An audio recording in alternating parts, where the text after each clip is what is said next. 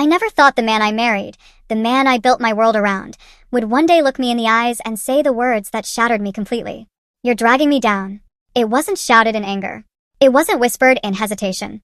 It was spoken clearly, almost coldly, as if he had rehearsed it. Those 4 words slammed into me with the force of a storm. My chest tightened, my throat burned, and for a moment, I couldn't even breathe. Dragging him down? After everything I had given, everything I had sacrificed, how could he see me as a weight instead of a partner?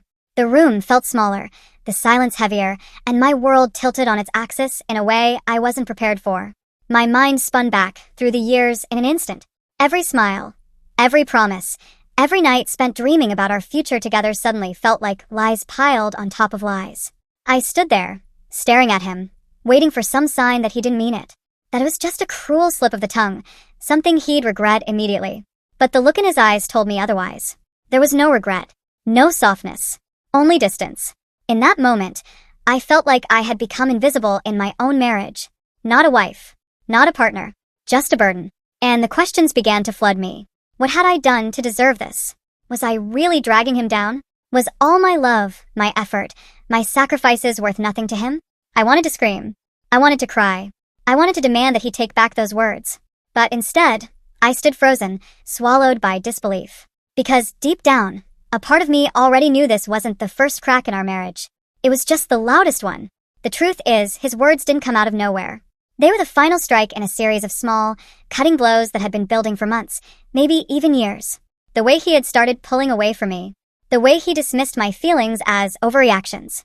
The way his dreams always seemed to matter more than mine. But nothing prepared me for hearing those words spoken aloud.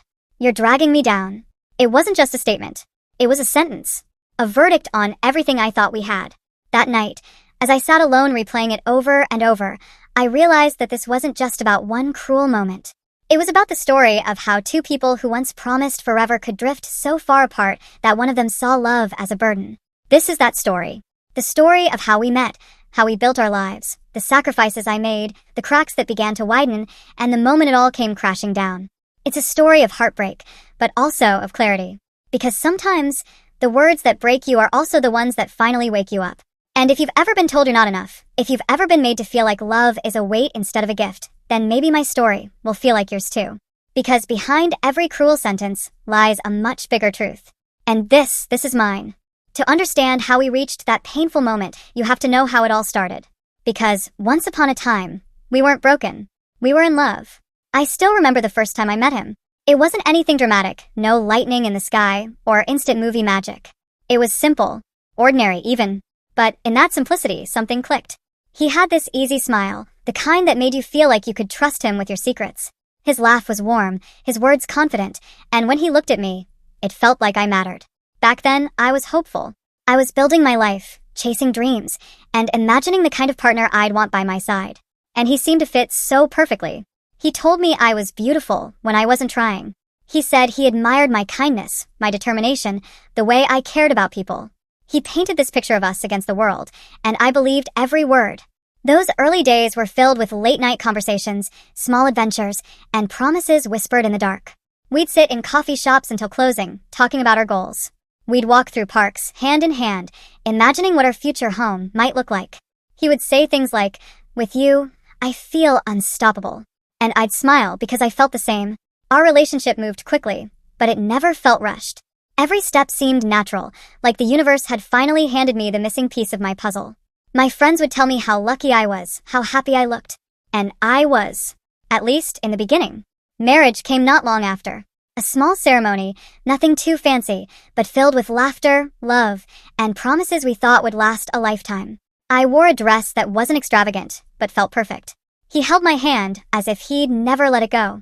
In those moments, I thought I had found forever. And in many ways, I gave myself completely to that idea. I was ready to build a home, to share my life, to make sacrifices when needed, because that's what love is supposed to be. 2 people lifting each other, supporting one another, creating something greater together. Looking back now, I see small cracks that I missed then. Times when his confidence felt more like arrogance. Moments when he brushed off my feelings with a quick laugh. Times when his dreams always seemed to take center stage, while mine quietly waited in the wings. But at the time, I didn't see those as warning signs. I saw them as quirks, Small things to overlook in the grand scheme of love. Because isn't that what we're taught? That love is about compromise, about focusing on the bigger picture? And the bigger picture looked so beautiful then. In those first years, I was proud of us. Proud of the life we were building. I stood by his side, cheered him on, believed in him more than he believed in himself. I thought we were a team, and for a while I believed he thought the same. But love, as I would learn, isn't always about what's said in the beginning. It's about what's proven over time. And over time, things began to change. The man who once promised me the world would slowly start taking pieces of mine away. I didn't know it then, but the foundation we built our marriage on wasn't as strong as I believed. The cracks were already there, waiting for the weight of reality to split them wider. Still, in those early days, I held on to the warmth, the laughter, the dreams we painted together. Because those memories were real, too. And maybe that's what made his later words cut so deep, because they came from the same man who once told me I was his everything. Back then, I didn't know how quickly "you're my world" could turn into "you're dragging me down." But the shift was coming. I just couldn't see it yet. Love, at least the way I understood it, wasn't just about romance or grand gestures. It was about commitment, about showing up when it mattered, about giving even when it was hard. And for him, for us, I gave more than I ever thought I could. When we got married, I imagined it as a partnership. Two people walking side by side, sharing the load, lifting each other when life got heavy. But somewhere along the way, I became the one carrying most of the weight. He had big dreams. Ambitious ones. And I believed in them with all my heart. He wanted to climb higher in his career, to build something that would make people look at him with admiration. I never once told him it was too much, never once asked him to give it up. Instead, I adjusted my own dreams to make room for his. I put my career on pause, thinking it was temporary. I worked longer hours at home, managing the responsibilities that often go unnoticed: bills, errands, planning, keeping our lives running smoothly. I did it all because I thought, this is what love looks like. This is what it means to support your partner. There were nights when I stayed up late, helping him prepare for presentations. I'd make coffee at midnight, print out documents, double-check details while he paced the room rehearsing. And when he succeeded, when people praised him, I clapped the loudest. I felt proud because his victories felt like ours. But in the background, little by little, my own dreams started fading. The projects I once wanted to pursue gathered dust. The hobbies I loved slowly slipped away. And the version of myself that was independent, ambitious, and full of life started becoming smaller, quieter. It wasn't all bad, at least not at first. He'd thank me sometimes casually, like it was expected. "You're amazing. I couldn't do this without you." Those words meant everything back then. They made the sacrifices feel worthwhile. But soon, those thanks became less frequent, and the sacrifices became routine. What once felt like love began to feel like obligation. I remember one particular moment. I had been saving money for months, hoping to take a short course that would help me in my career. But when he came to me, stressed about a new business idea, I handed over the savings without a second thought. I told myself there would be time later for my dreams. That his needed to come first because we were building a future together. Except together started feeling more and more like him. His dreams, his goals, his priorities. And me? I became the background support, the safety net, the person who made it all possible but rarely got noticed. And yet, I didn't complain. I told myself this was temporary. That once he achieved his goals, he'd look back and see everything I had done, everything I had given up, and he would appreciate it. He would say, "We did it together." But that day never came. Instead, what came was distance. His gratitude faded, replaced with expectation. Helping him wasn't seen as a sacrifice anymore. It was just assumed. And worse, when things didn't go his way, the blame started shifting. Somehow, in his eyes, the woman who gave everything was also the reason he didn't have enough. It's a strange kind of pain, the kind that comes from realizing the person you've been lifting up doesn't even see you.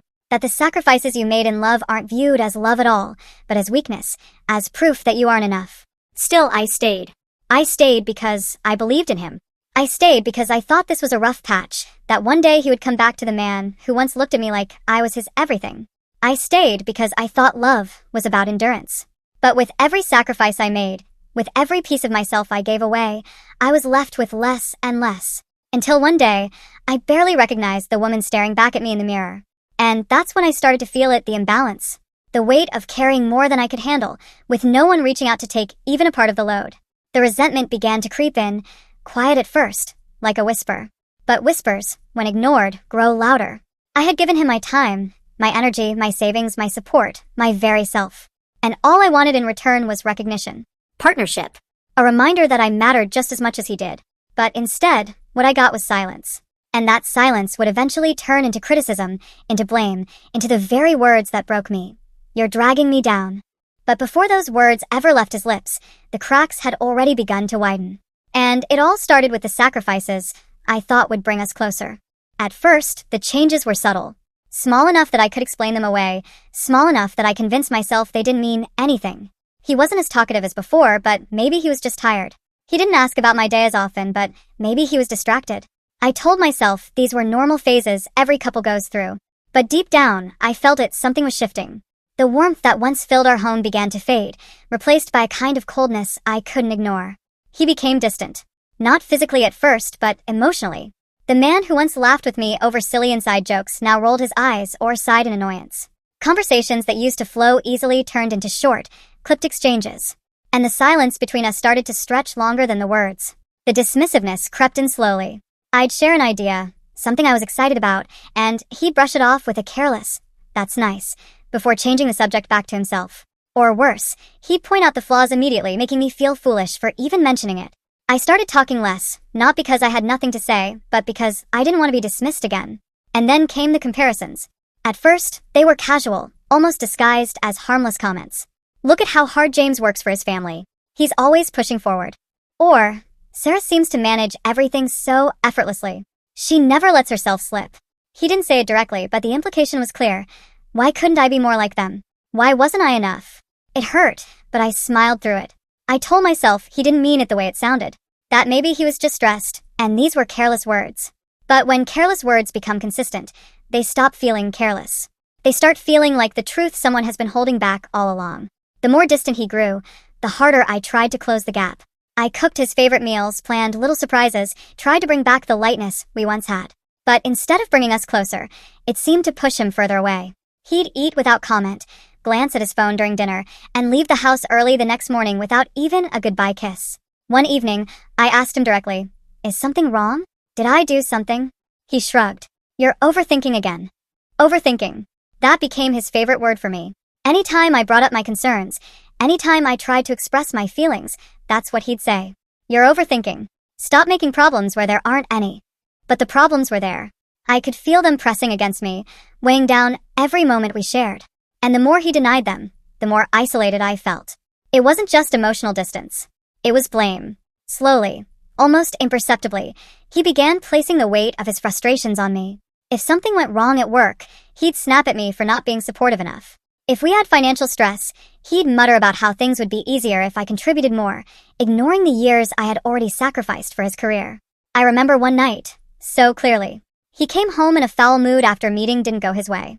Instead of telling me what happened, he slammed his bag down and said, "Do you even realize how much pressure I'm under?" And then I come home, and it's like nothing here helps me either. I just stood there, frozen. I wanted to scream that I had done everything for him, that I had given up pieces of myself to make his life easier. But instead, I swallowed my words like I always did, because I thought fighting would only make it worse. And yet, silence didn't make it better either. It only gave him more space to rewrite the narrative in his head, that I wasn't doing enough, that I wasn't enough. The cracks in our marriage were no longer whispers. They were loud now, echoing in every conversation, every silence, every glance that lingered too long with disappointment. I began to feel invisible, not just unseen, but erased. Like the woman he once chose, once promised forever to, no longer existed in his eyes. And the worst part, I started to believe it myself. That's what happens when someone you love chips away at you slowly. You don't break all at once. You erode. You fade. Until one day, you're left questioning whether you ever had any worth to begin with. But deep down, a part of me still clung to hope. I thought if I can just hold on a little longer, if I can just do a little more, maybe he'll see me again. Maybe he'll remember who we were. I didn't know then that the worst was still coming. That the cruelest words I would ever hear were waiting just around the corner. Words that would confirm the very fear I was already beginning to carry inside. And those words would shatter me completely. It happened on a night that, at first, felt like any other. The kind of night where I thought maybe things would be different. Maybe the tension would lift. Maybe we'd laugh again.